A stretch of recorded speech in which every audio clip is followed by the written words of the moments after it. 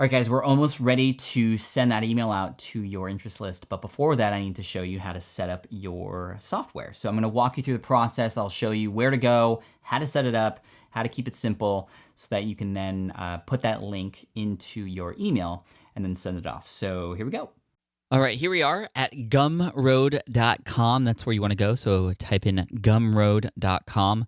And again, I'm just going to walk you through the process of getting a product up so that you can pre-sell it.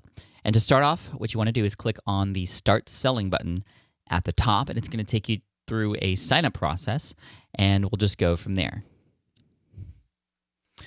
You can sign up with Facebook or Twitter, or you can create your own account if you want with an email address. Either way, no matter what you do, I'll see you on the other side after this is all set up.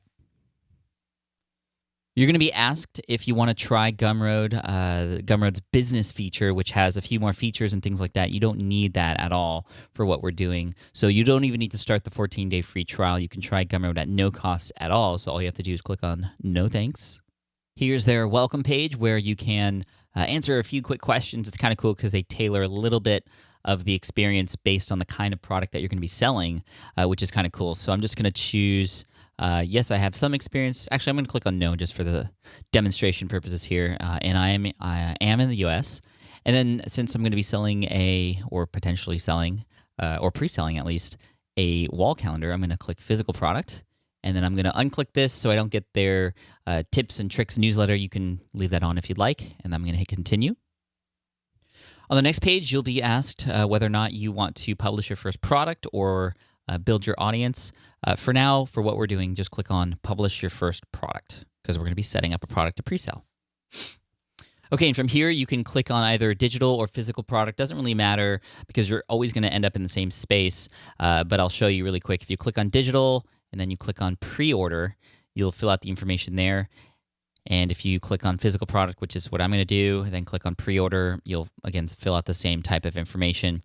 But here's what we're going to do. We're going to come up with a name for the product and just be descriptive. It doesn't need to be a brand name or anything that you have to worry about right now in terms of what your website's going to be. None of that stuff is relevant right now. What is relevant is you just want people who click the link that you're going to get from Gumroad in the email that you're about to send. You want people to, when they see this, know that this is exactly what you were talking about. So for me, it would be wall calendar from Pat, and maybe I can put something like prototype if I'm being descriptive in the email in terms of this is just an early version that you can get access to. If you're offering a course, it would be you can put things like early access to course or founding member for course.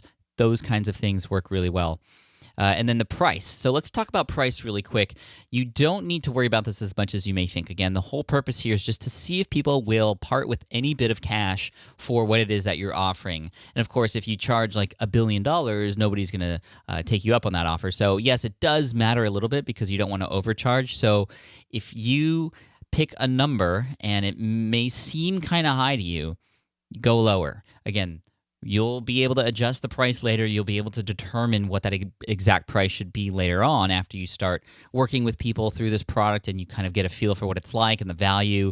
And then you can even ask questions after people use the product. How much would you have been happy paying for if I were to sell this later on? So it's going to be different depending on what kind of product it is, obviously, but just pick a number that in your gut just says, this is kind of the early access pricing to the product. So for me, for a wall calendar, for example, I might charge $10 just to see if people would part with money for access to the wall calendar. If you're offering a course, it's going to be, if you can imagine it being sold for $97 or $100 down the road, cut it in half for now, $50. There's going to be some information in the next video for what to do if people come back and say, oh, that price is too much. The short answer is, well, you can always change the price. And again, you just want people to vote with their cash, essentially. So I'm going to charge $10 for my wall calendar here. Don't spend too much time worrying about the price. That can always be changed later on as well. And then in terms of a release date, try to pick a date that makes sense for what it is that you're offering.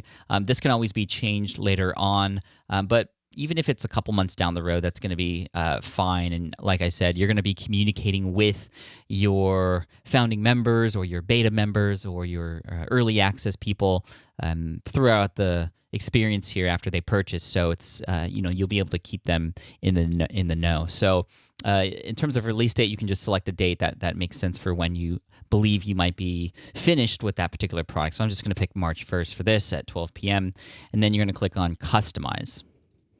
Okay, and from here, you're going to be uploading a picture. If you have one, I would highly recommend taking a picture of something so people, when they land on this page, they can see either you and or the product or something related to that product. If you're offering a service, for example, it may be part of your portfolio, just to give people a quick taste and sample and a connection to you on this particular page that they're going to be landing on. If it's a course, you can just have any sort of image that represents what it is that you are going to be offering. You can find images online anywhere. Don't just pull from Google image search though, but find some images. Maybe you have some available that you can upload. I took a picture with myself and the wall calendar that was my one of the early prototypes. So I'm just going to include that in here. And then you're going to be inserting some information to describe your product. And I'm going to be fast forwarding through that so you can see what this is all looking like after it's done.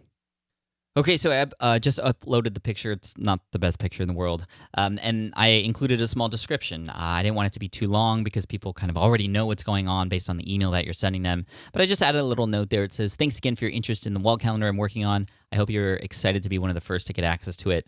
As a reminder, I'll be reaching out to you soon after you pre-order it, and I'll always keep you in the loop as I progress through the project. I'm excited to help you better organize your life and meet more of your goals. Now, if you click the little button here, you can get a preview for what this page actually looks like, and that's what it looks like there, which is really cool.